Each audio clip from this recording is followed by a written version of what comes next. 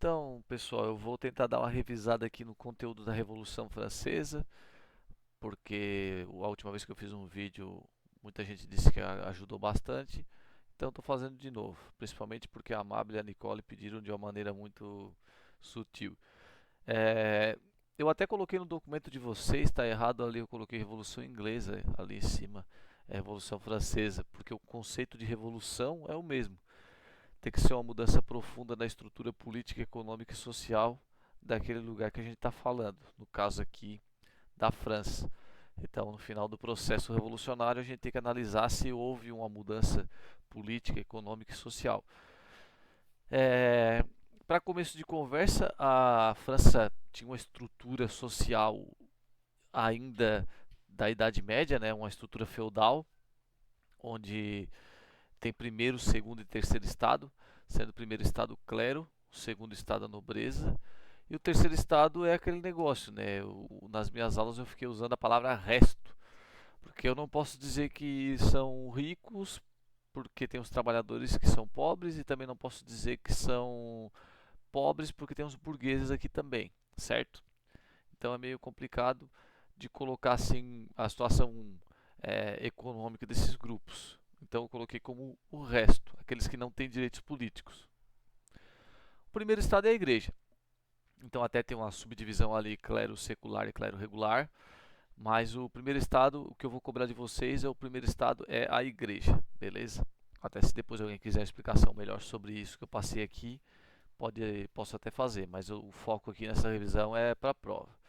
Então, o primeiro estado é a igreja, lembrando que a França era oficialmente católica, então é, existia essa falta de, essa ausência de tolerância religiosa. É o mesmo esquema da Inglaterra, né? Só que na Inglaterra era a igreja anglicana. Aqui na França é obrigado ser católico.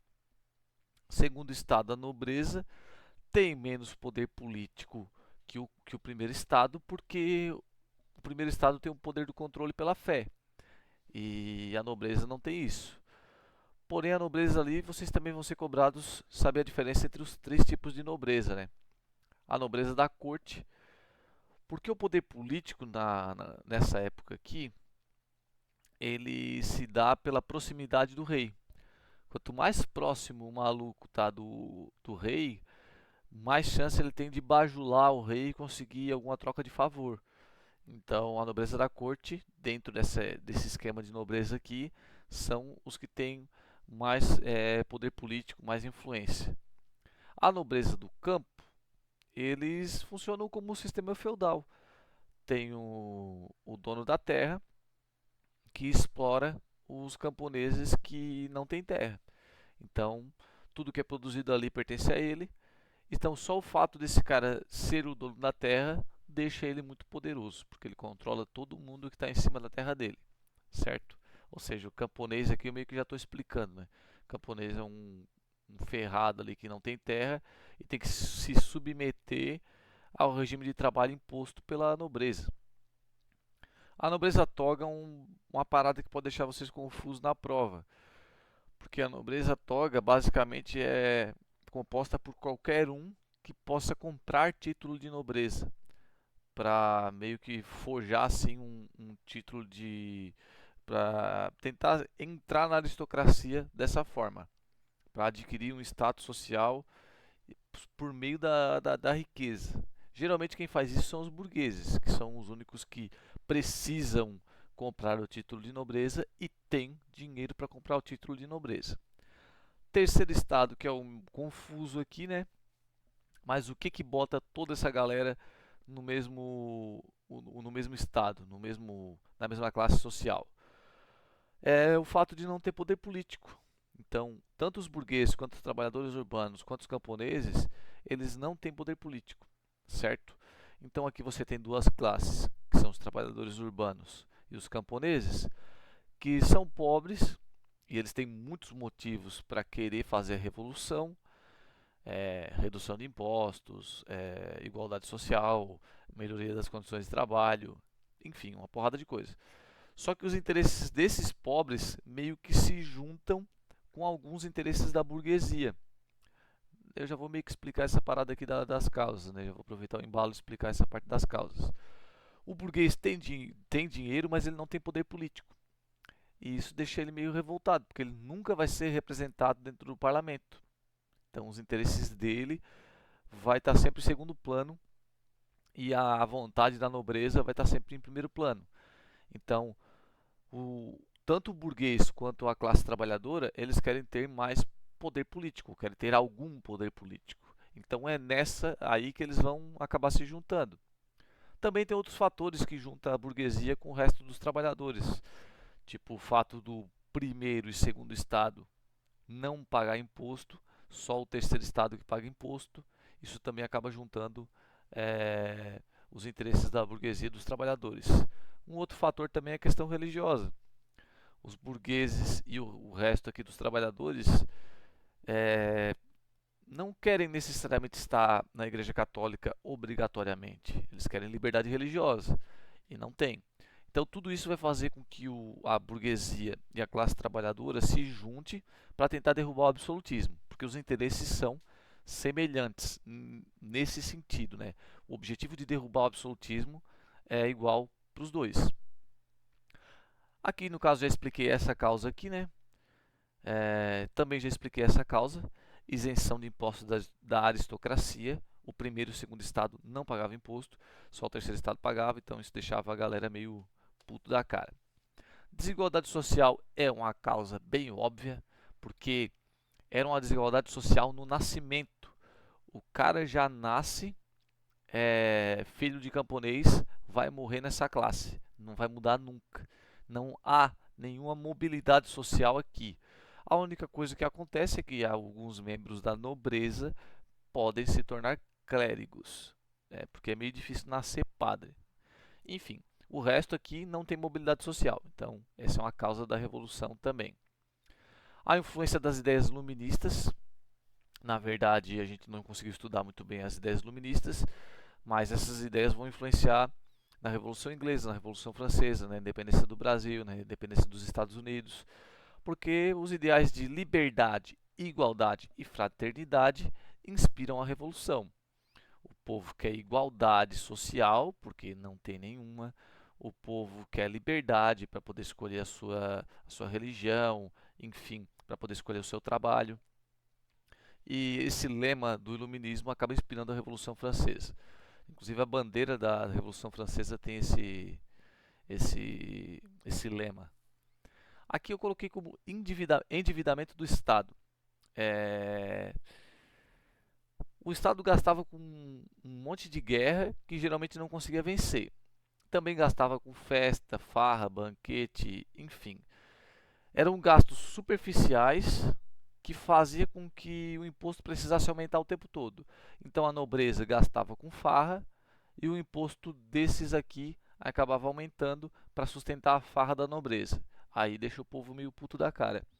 Tem a questão das guerras também, que era para ser uma coisa lucrativa, mas no fim das contas não era, porque o rei não conseguia vencer nenhuma guerra, então tinha um alto gasto com essas guerras e não tinha lucro nenhum, deixando o povo bem descontente. Essa desigualdade social e econômica aqui eu acabei repetindo, né? Porque é praticamente a mesma coisa. Agora que eu percebi. Mas essas são as causas. Deixa eu dar uma olhada aqui e ver se faltou alguma coisa.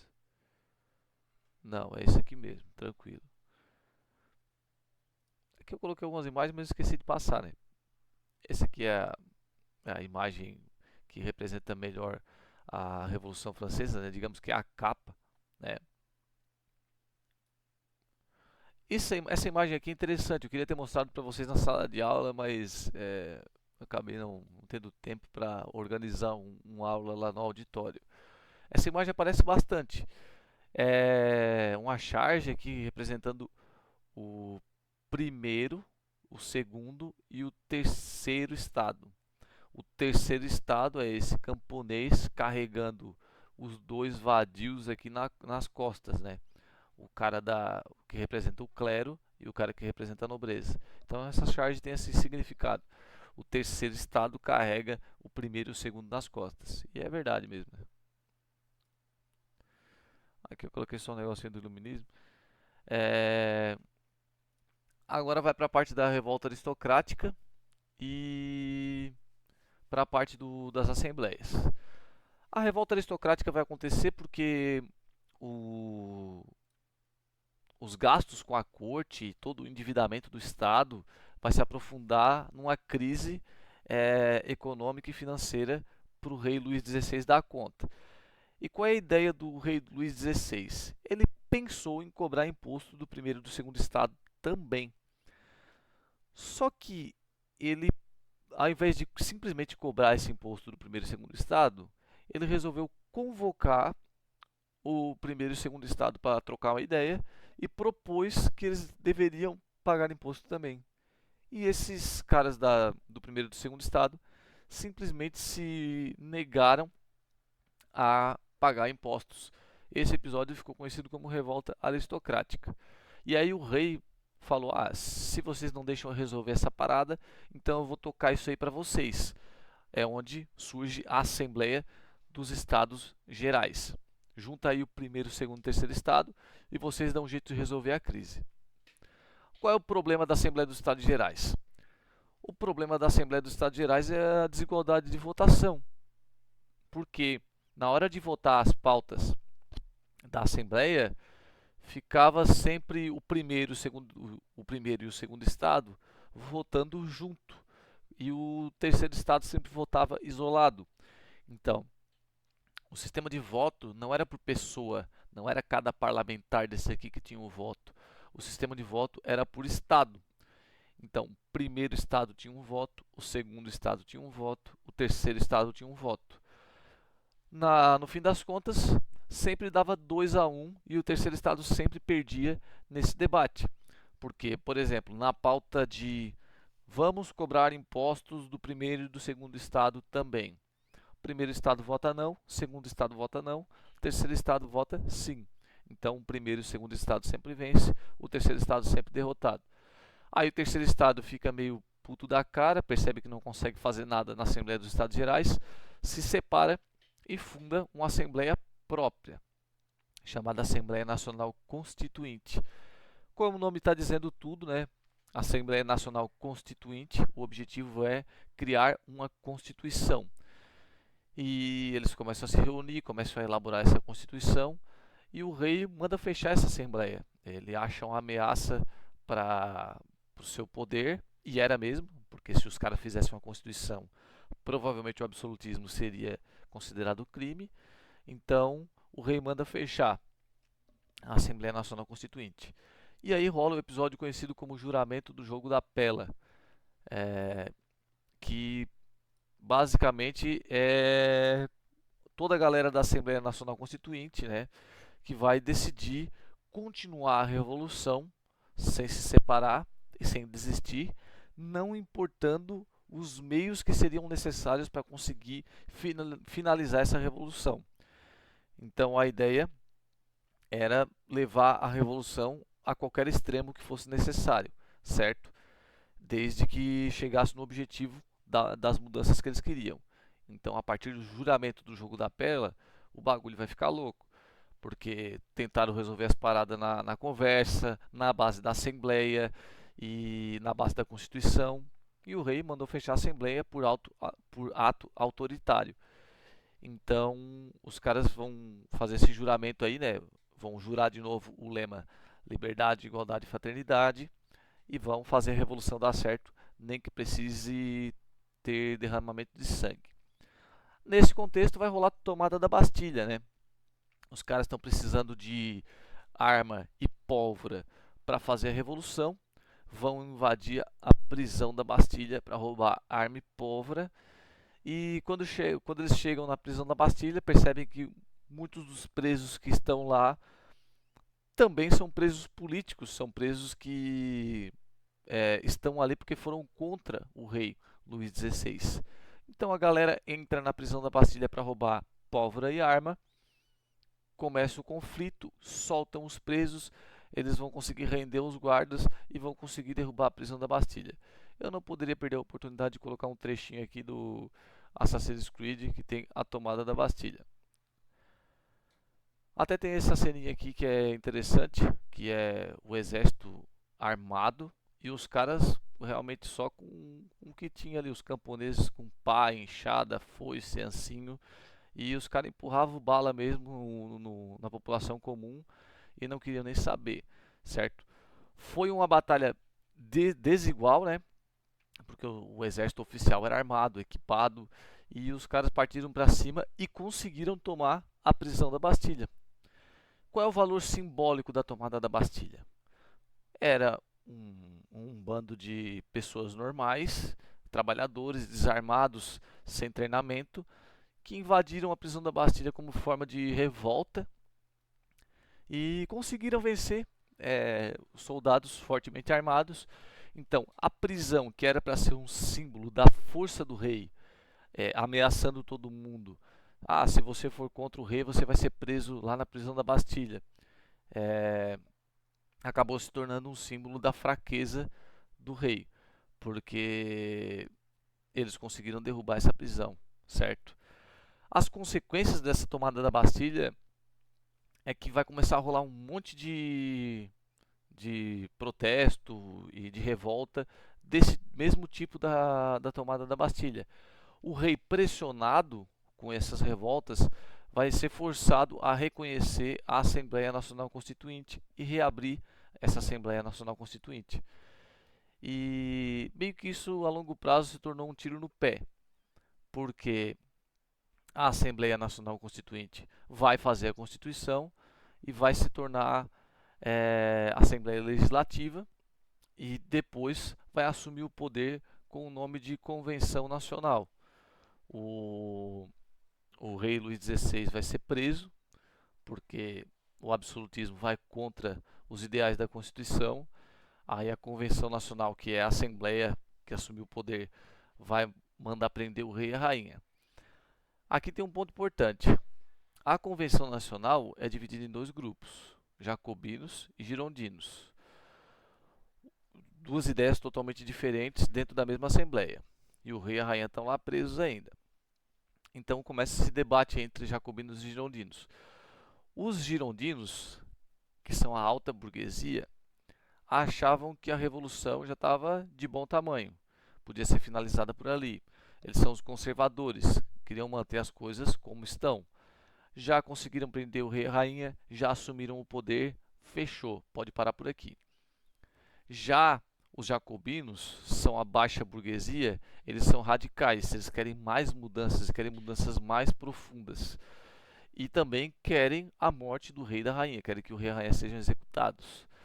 O povo, em geral, queria ver o sangue do rei e da rainha, queria vingança pelo sofrimento que o rei e a rainha fizeram o povo passar.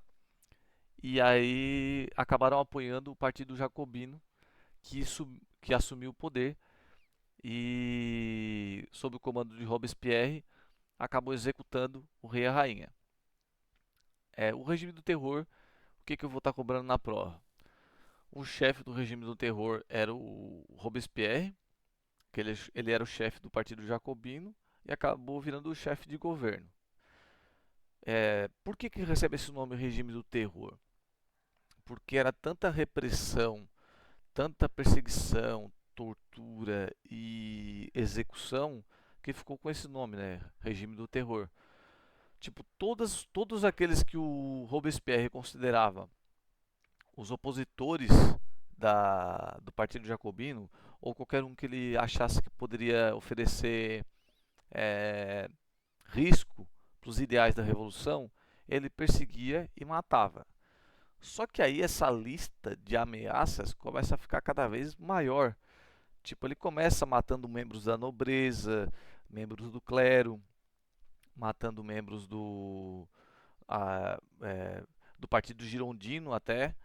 E aí quando ele começa a matar membros do Partido Girondino, a galera já começa a ficar meio assustada, porque o Partido Girondino é alta burguesia e os jacobinos são baixa burguesia. Daqui a pouco esse maluco começa a matar a própria galera dele. E de fato ele começa a cismar que alguns caras do Partido Jacobino são é, traidores, e aí vai mandando para a guilhotina essa galera também.